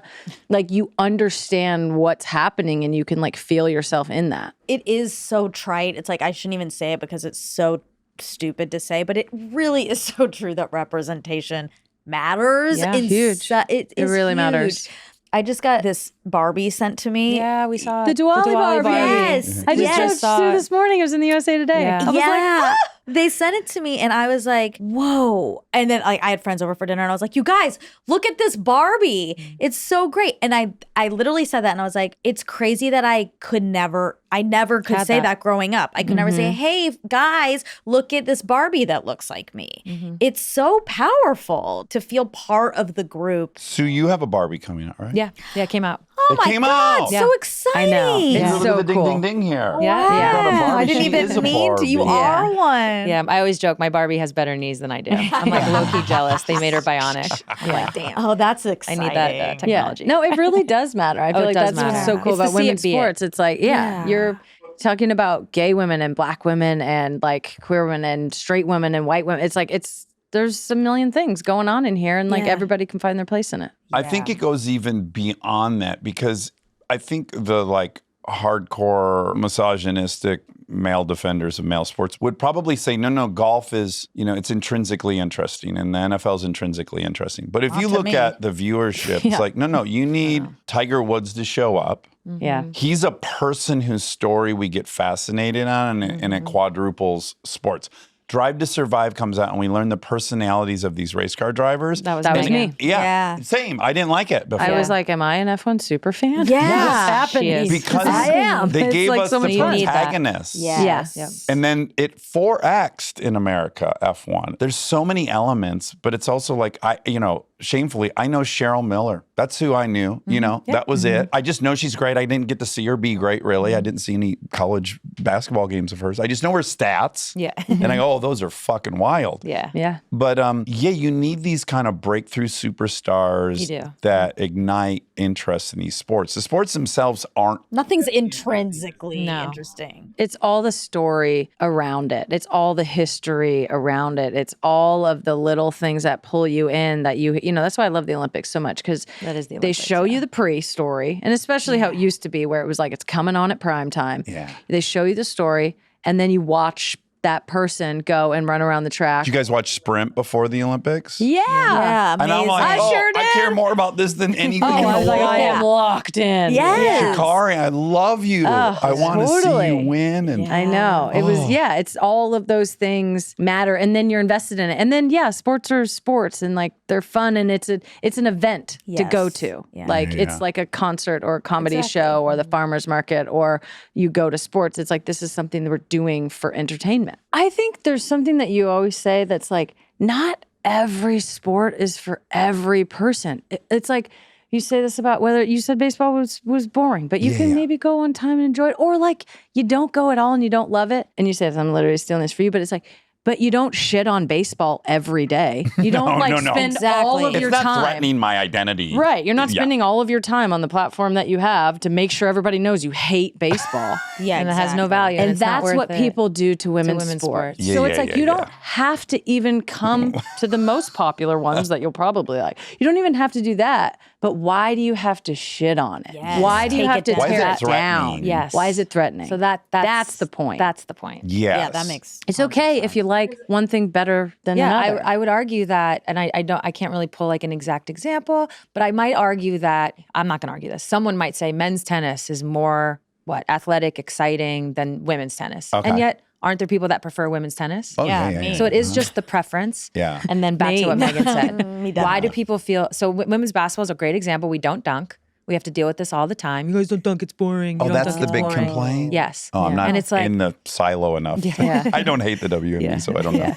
I love that. but it's like you constantly having to answer that. But it's like, yes, fine. Okay, you don't like it. That's fine. But what she said, why do you feel the need to shit on it? Because that shitting on it has like infested and gotten in the veins Yes. of like the cultural cachet of it all. What's your armchair explanation for this? You could just go misogyny, great. But I For think, basketball, I have one. Oh, But great. It's very specific to basketball. Okay, great. I want to hear it. Okay, so different from some other sports, particularly team sports, a lot of men, boys, play basketball. They Yes, play that's it. really They play it on the park. They play it in gym class. They play it on their teams in elementary school, middle school, so on and so forth. And they think they're good. And what do men a lot of times do, in my experience, is they're constantly sizing the women's basketball players up. And so they're looking like, I could do that. I could beat you. Right. And that is their way of like flexing that they could do it, and therefore it doesn't have value. Yes. So that happens a lot, and I think it's because basketball is just such a popular sport in our country. Yeah. I can't even tell you how much I encounter that. Yeah, no one's mad at women's swimming. No. Yeah, because no one thinks they're a good swimmer. No one thinks they're a like, good I swimmer. can just barely Right. swim. That's Soccer, so Megan true. doesn't get this. Rarely, if ever. Does she have a guy come up to her and be like, I could take you? Whereas this is like, well, if it's not an actual one-on-one game, it's a game of horse. It's Hold on, some do form. dudes do that to you a lot? All the time. I'm constantly now. A lot of times it's friendly. It's not. They're not being jerks. Yeah. It's like a friendly banter. Maybe we're out at a bar. I don't know what it is, but it happens all the time. And I'm smaller, so I'm constantly getting excited. And I always say, I'm like, if I had your body, because there, a lot of times, not a lot of times, sometimes it's someone who maybe did have a good high school career. Yeah. Maybe played D2, D3. And I always say, this is always my, I'm like, if I had your body, I'm like, you'd be looking at the highest paid player in the NBA. Yeah, Yeah, exactly. right. It's just that I don't, Yeah. because there's I'm not 6'4" and 6'7". 212. Yeah. Yes. Yeah. Oh, yeah, Anyways. That's a really good take, how easily men feel emasculated. definitely. And then it just became like the thing to shit on. Yeah. Yeah, because I had a hot take in defense of men. It was about Taylor Swift. And it was about a very common male thing to happen was when women would find out she had given her road staff like $18 million or something, which is by all accounts a radical gesture. We kept hearing, this became a topic, remember this? Men would be telling their girlfriends like, well, yeah, she makes $1 billion. Of course she can give $18 million. Like they couldn't latch on to how cool it was she had done that. I was like, why is that the reaction? Like, I really need to understand what's going on in their body when they choose, I got to bash this. And I was like, oh, I think they're like, my girlfriend and my wife loves this woman. I can't really compete with anything she does. I'm not a singer. I'm not this. And now she's really generous. Well, I'd be generous too if I had $1 billion. It's like this weird. Put it down. Yes, it's like somehow they're less because Taylor had this generosity and they have to point out, well, it's not very generous. Like I would give someone that too if I had $1 billion. And I'm like, oh, I think that's... And also, no, they wouldn't. Yeah. And also Elon Musk is doing what he's doing with his billions of dollars. Yes, I know. Not to say that all men are Elon Musk, but Yeah. we No, have but questions. yeah. But it's like, what is going on? Yeah. Why is that the standard reaction? I've been at dinners. We've been at dinners with close friends. Yeah. And some of them are married couples, men, women. And there was this one topic that went around of who's the best shooter. And by the way, it's a lot of my friends are former athletes also. Basketball players, the women are. And their husbands didn't play in college, but they played. Like they're decent. I've seen them play. They're decent. Sure. And we went around the table. Who's the best shooter at the table? I didn't get picked first. It was crazy. Despite the Or stats. it was crazy. Well, okay, yeah, I guess we have to pick Sue first. And I just don't know Because if they're she's at the the table. fucking best. If they're at the table with because that's the answer. yeah. I'm not even going to go in the Steph Curry route. If they're Yeah, at the Reggie table Miller. with, Jason Kidd, like not even the best of the best, but like they would ever say, well, I guess we have to put Jason first. Yeah. Because Right, Steph Curry, Ray exactly. Allen, Reggie Miller, they'd be like, oh, of course, guys, LeBron even. So you could argue LeBron's not the greatest shooter of all time. Right. Anyone could make that argument. Yeah. And yet they would still be like, oh, LeBron's first. And I was just looking around. I was like, guys, Get real. what are we doing here? Let's go to the what's it three-point gonna line right take? now. Like, There what's is happening? for women in general. It's like, what's it going to take? Men's ball, women's ball, volleyball, beach ball, pick it. Yeah. Like, let's go. I think there is something about, and I think this generally happens in equality conversations, but there is something about women getting more rights that feels threatening. And it's like, no one's taking your rights away, men. Yeah. No one's doing that. That's not inequality that we're having more rights. Yeah, we're just Or the trying to same get the ones rights. you already have. Yeah. Yes, I agree, but I'll add just I think if I can give my most generous good faith explanation is like these guys already feel like they can't get a woman and they had some path in the 50s. Like, well, if I go get a job and I earn some money, I'm going to end up with one. And I think it's a little bit more of the insecurity of like, if they don't need me, will I ever have anyone? If I can be the most generous, I think a fear is driving it of like, well, if they don't need me, why would they be with me? Less than maybe, well, in practice, it would be I don't want them to have it, so they do need me. Yeah. But it's just hard to really figure out what's going on in the person. Like what fear is actually happening that they're behaving in a way that's repugnant. Well, I do think there's something that's generally happening in America with, the falsehood of the American dream of if you work hard and do X, Y, and Z, then you'll get X, Y, and Z. Whether that's in a job, which is not true anymore. There used to be a path for it, and then corporations got greedy and are blaming it on immigrants that like now you can't have this pathway to have a job and have a life and success because other people are taking it. It's like really corporate profits have gone up crazy. So there's that part. But then there's also this part of like, you're a guy and these are the things that you deserve. You deserve You're entitled to. You're entitled to a woman. And it's like, Yeah. no, nobody's entitled to anybody else. They don't not need men. Women don't not need men. Yeah. Obviously, not every woman is a gay woman. That's good. Like, otherwise that would be a problem. That would be a problem. But like, you're not entitled to this other person. So what are you bringing to them? Yes. What are they bringing to you? Like, the relationship is just becoming more equal. And that is, for men, I think they're have historically been told like be hypermasculine, do these things, like don't show any emotion. And they are Be an going through a earner. crisis. Yeah. We're asking for something a little different. Yeah. And I also am kind of like, and that's not our emotional labor to hold. That's men's. yeah. And like, you guys have to take that on yourself and like figure that out. We have to do that for ourselves while fighting against the threat that is inequality. I think men are going through a crisis. An So, identity. I feel that, and I see that, and I am empathetic to that. Like, and also like, we figured it out like under the boot, so like you guys can do it. Like, Yeah. Yeah, totally. it's like- and I think men, that needs to come from men, like, Yeah. people who have figured it out to help these boys. and you. Me I'll and help. you. I'll help. Yeah, we're together doing it. yeah. Yeah. You guys are so much fun. Yeah, how fun. I really Great. like you. I'm even Likewise. extra ashamed that I thought it was 11 because I would have loved another 20 minutes with you both. What's the name of your podcast? A touch more.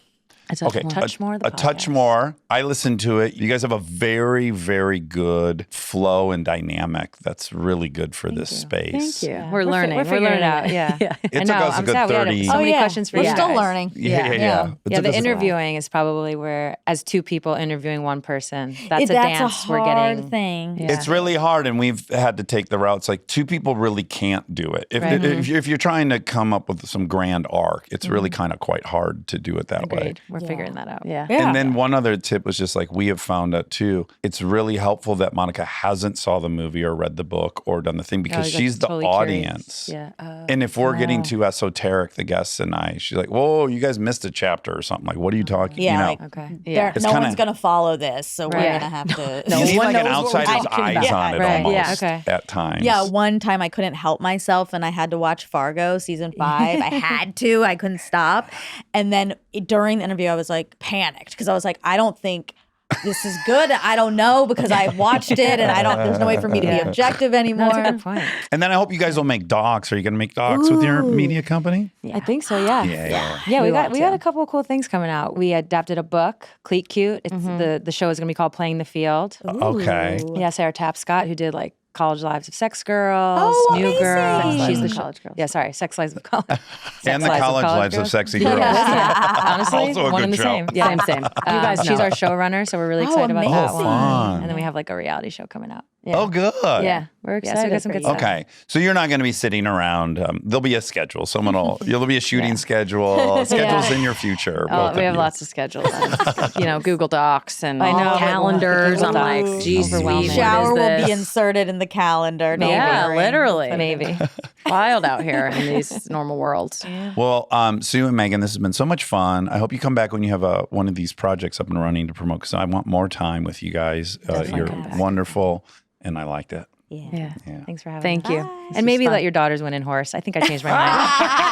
Real-time update. I've been stewing over here. Block them every time. I know where I got you. I'm like, are they really college bound? No. And you're like, well, fuck. I'll take it easy. That's a new situation. Give them some affirmation. Fine. Stay tuned for the fact check. It's where the party's at.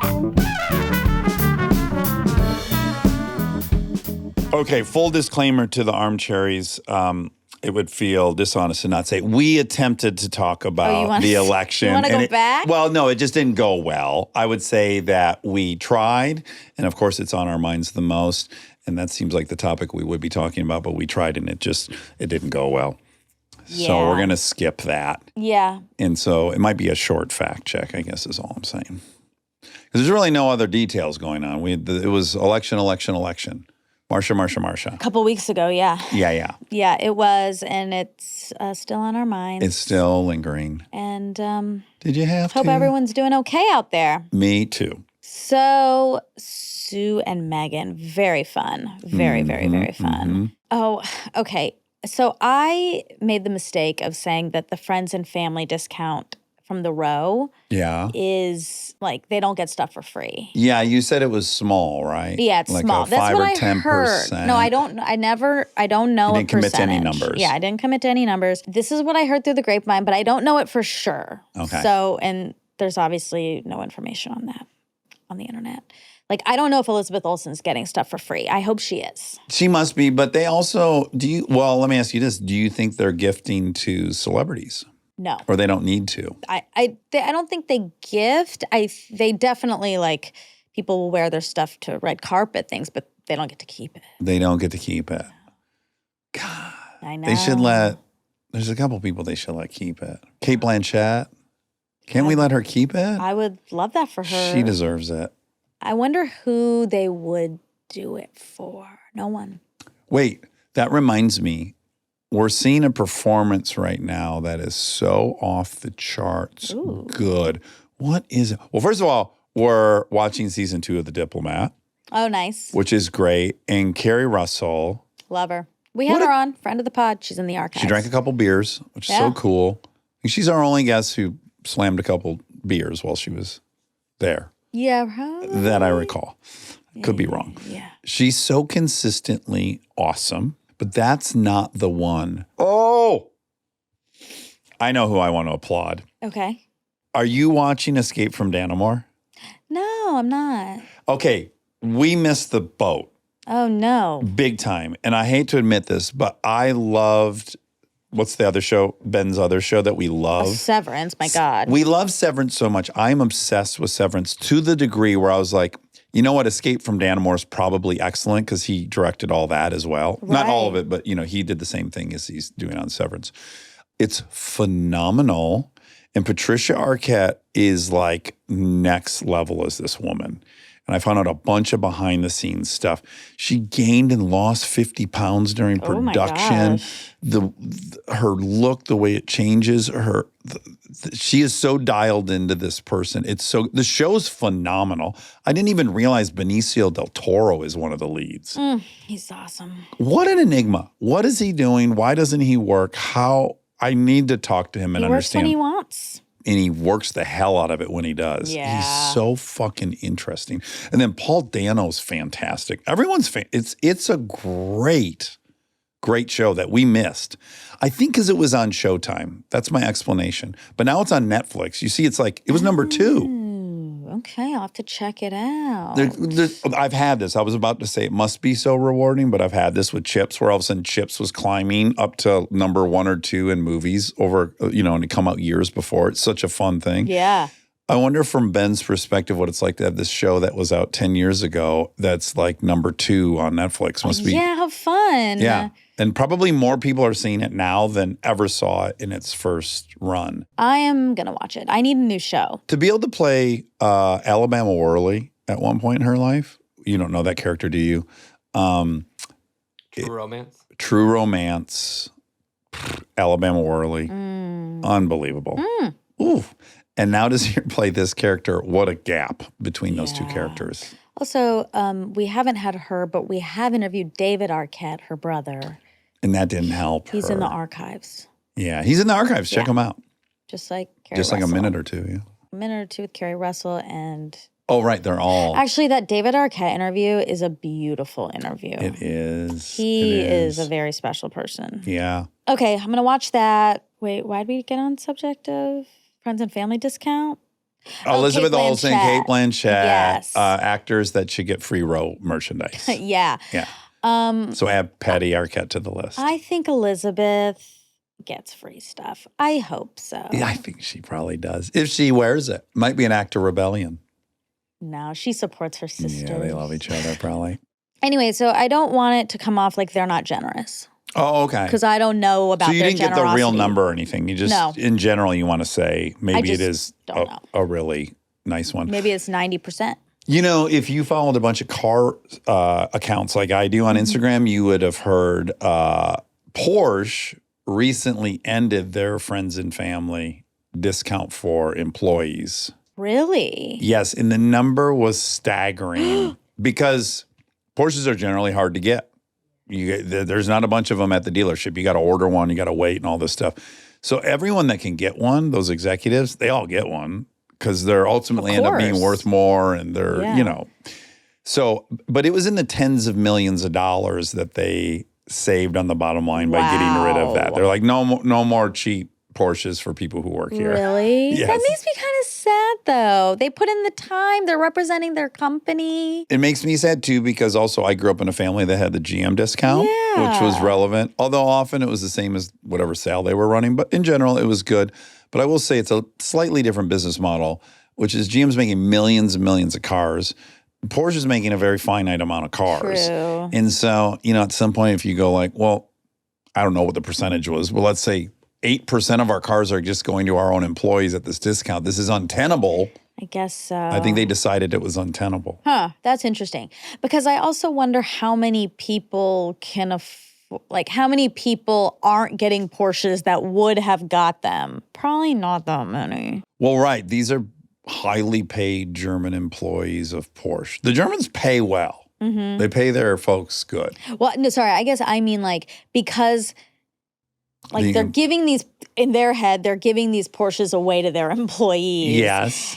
And it's not good because other people. They can't be a business that just builds cars for their employees at Right. no profit. But are people who would buy a Porsche, not their employees, regular people who would buy a Porsche, are they not able to buy the Porsche? Well, I think it's a supply issue with Porsche. Okay. If so it yes. were like Tesla where they can make 100,000 a month, they Yeah. go, no problem. They turn the dial up on the machine. Right, okay. But I think they're having like supply issues. And then they're going like, okay, well, we're selling a significant percentage of these to our own employees at this that makes sense. cutthroat. That's not a dream car for me. None of them. Porsche is not. What about like the 4-doors? None of those appeal to you? They look very pretty, but it doesn't feel like it's my personality. So the one that I have been bouncing around about is I don't think their electric cars are selling well. The Taycans. Oh, really? Which are the only electric car I've ever driven that I loved. Where I was like, oh, I love this car. Forget electric, non-electric. This is a phenomenal car. Bill Gates recommended. That was Yeah. the one. And then I reviewed one on Top Gear and I loved it. So that planted a seed. Then they came out, Monica, with a fucking shooting brake style, a wagon. Oh. So they make a Taycan now in a wagon profile. In electric? Yes. And you know I Wow. love station wagons. You do. And they're really discounted. Really? Like shockingly discounted right now. And so for about 6 weeks, I spend at least 20 minutes of my day talking myself out of buying a Taycan station wagon. I'm like, oh, these are, I'll give you my argument when I'm convincing myself. Well, they're practically free. I mean, I think they're half off right now.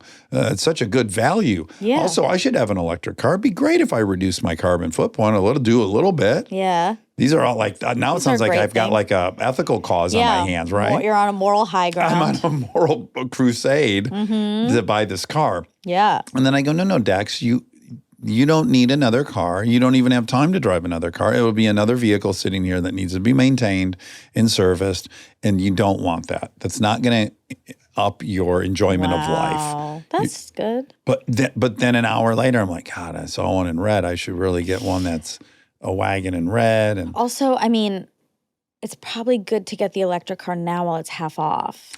yeah. Stay tuned for more Armchair Expert, if you dare.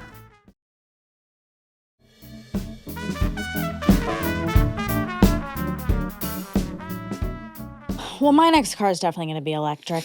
Okay. I'm going to Well, you should think about getting a Taycan station wagon. Yeah. It's not really on brand for me. What part? Station wagon. Because you're not cool? I think you're very cool. I'm not cool enough to drive a station Oh, wagon. we disagree on your coolness. Thanks. I think you can pull off shaved side. I think an AMG's for you. I think An a Taycan. AMG is for me because it's a sedan. Ultimately, I think it's a only chic sedan. for you because it just landed in your lap and you started driving. And you're like, yeah, I feel great in this. I don't think you would have gone to the dealership and picked that out. I wouldn't have picked an AMG. Right. I would have picked, The normal sedan. yeah. Yeah. But it turns out you're definitely pulling off an AMG. And when I hear you start your car down the block, I'm like, what a badass. But all I'm doing is pressing a button. I know, but it's rumbles. Oh, wow. Yeah. Well, anyway, I do, Do you like the sound of it when it starts?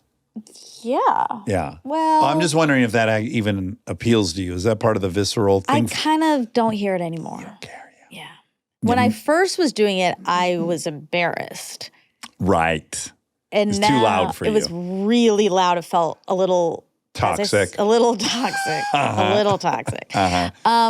But now I don't even hear it, which is Mm. interesting because it's not like it went down. People still can hear it. Yeah, I yeah. just can't.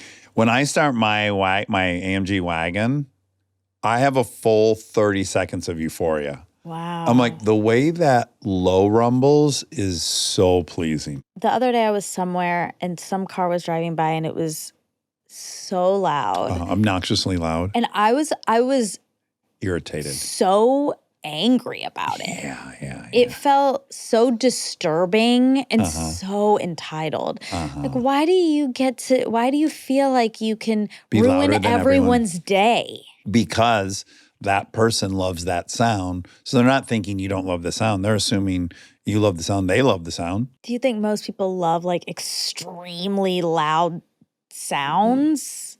I don't know what most people think. I know that me and my guy friends all love the sound of an AMG. We love the This sound is of like this is not like the sound of an AMG. Right. This is I think times 4,000. I think the best example everyone can relate to is a Harley.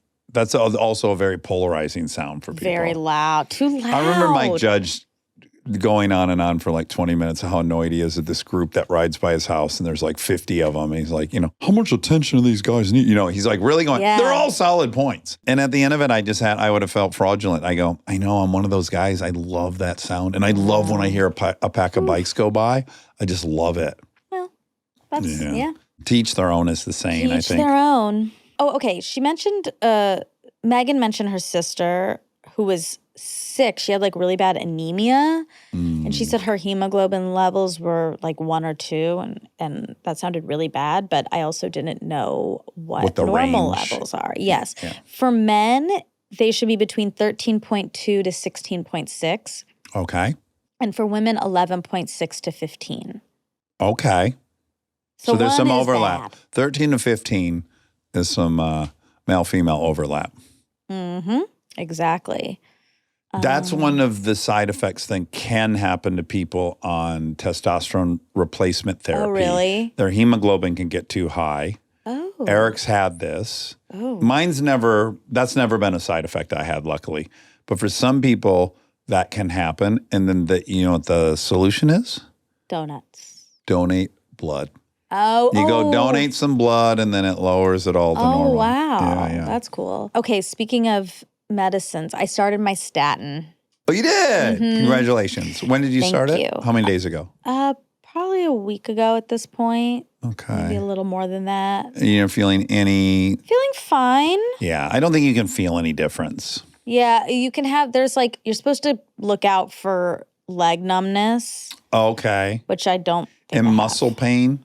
Yeah, like maybe muscle stuff. yeah, I I've don't heard know. that. I haven't felt anything like that. I do think my appetite has gone down I think that's the stress of our life. of the last week. But I looked it up and it is a side effect. Really? Yeah, it can be a appetite suppressant or like it that- makes you feel full. You know that? Oh my that God, it's like Ozempic. I was gonna say it's like over the counter. Well, it's not over the counter, but Yeah. Yeah, it's like So another- that's it. And I'm only taking half right now. I hope my doctor doesn't hear this. okay, see where that gets you. But Dr. Richard Isaacson said I could start with half. I had my first.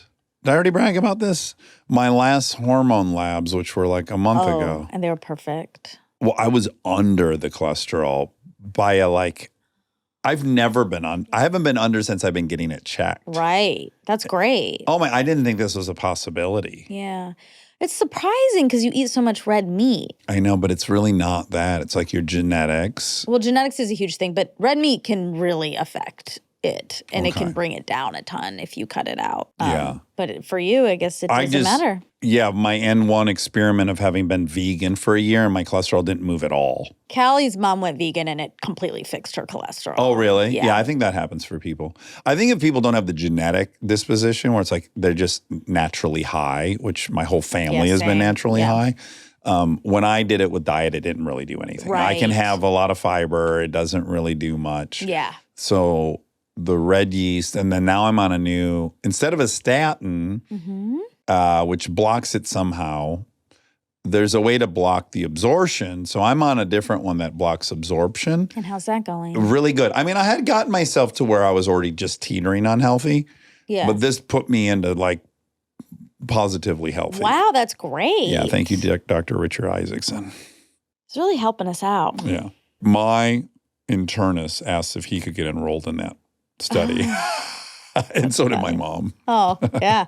It's a hot study. Yeah. It's the hot study to be in 2024. It is. Ellie the elephant, they were talking about, is the mascot. Yeah, in New York. Yeah, and I did look her up. She does look really cool. And she does twerk and she dances and she flips her hair. She's very cool. Well, funny enough, I would have never known anything about Ellie the elephant, except for when I was in New York a couple weeks ago. I was watching the news and there was a whole thing about Ellie the Oh my elephant. And I was God. like, oh my God, this is the thing they're talking about. The city is obsessed with Ellie the elephant. That's so She was funny. on the nightly news. Wow. Is Sue, does she have the record for the longest player in the WNBA? She's one of Sue and Diana Taurasi. As of October 2024, Sue Bird led the all-time list of games played in Women's National Basketball Association. Let's see what that number is. Bird played 580 games for the franchise. Okay. Diana, as of September, has had the second at 565. Mm-hmm. But maybe, You could be in longer true. and played less games. True. Yeah, you could have an injury and But be I out think- for a season. That's a year you were in the WNBA, but you were out Definitely. 50 games. But I think this is how they quantify Okay. it. So that's cool. Yeah. That's it for Sue and Megan. Not many facts, just fun. A lot of fun. Light on facts, Heavy on fun. heavy on fun. And heavy on information. It is really cool to have these women who represent women's sports and know a lot about it. Yeah, the yeah. inside and obvious, objectively and subjectively, I would say. Yeah. And Sue said that you could let the girls win at basketball. She turned a corner on that. She switched mid-interview. She did. I wonder if when she left, she was like, well, now I regret switching, actually. Yeah, she's been back and forth since then. I think the key was, I think she would keep her original opinion if your child had expressed a goal to end up in a professional sport. I think the turning point was me saying, like, they're not en route Yeah. to any professional organization. Yeah. So So what's the point? what's the point? Yeah. Yeah. I agree. All right. All right. I love you. Love you.